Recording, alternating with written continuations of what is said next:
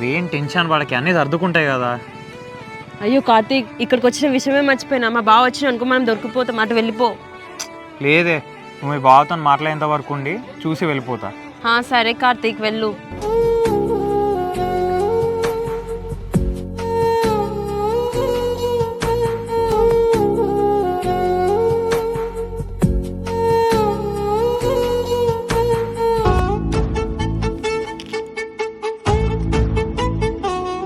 Hi Kavya.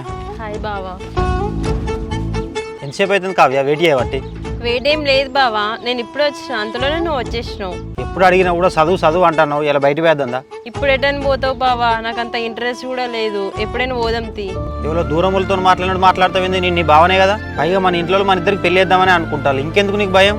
భయం అని ఏం లేదు బావా, కాకపోతే ఇప్పటి నుంచే ఎందుకు అని చెప్పి. అట్లా కాదు కావ్య, నిజంగా నీ అంటే నీకు ఇష్టమేనా? తోడు కావ్య చేతులు కూడా పట్టుకుంటుండే అయితే. ఇష్టం అంటే బావా, నాకు ఇప్పుడే పెళ్లి చేసుకునే ఉద్దేశం లేదు. అవును, మరి మీ వాళ్ళు మా వాళ్ళు మన ఇద్దరికి పెళ్లి చేద్దామని చూస్తారు కదా, ఫస్ట్ వాళ్ళకి చెప్పినావు మరి? చెప్పిన బావా, నా డిగ్రీ అయిపోయిన తర్వాత పెళ్లి చేసుకుంటా అని చెప్పి. కాకపోతే అమ్మ వాళ్ళు తొందర పడతాను, అందుకనే చేసుకుంటున్నా. సరే, నువ్వేం టెన్షన్ పడకు, మన మ్యారేజ్ అయినాక కూడా నేను స్టడీ చేపిస్తలే. సరే బావా. సరే కానీ మొత్తానికైతే నన్ను పెళ్లి చేసుకుంటే నీకు ఇష్టమే కదా? ఇష్టమే బావా.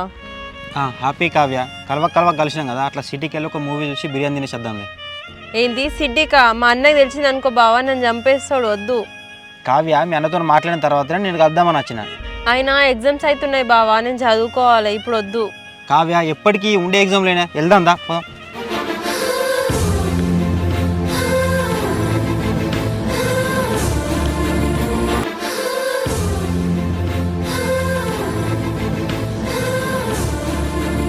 ఏంటిది ఇది? కావ్య ఇంటికి వెళ్తా అనుకుంటే వాళ్ళ బావ బైక్ ఎక్కుతుంది. వాడు ఎటు తీసుకెళ్తుండో ఏందో.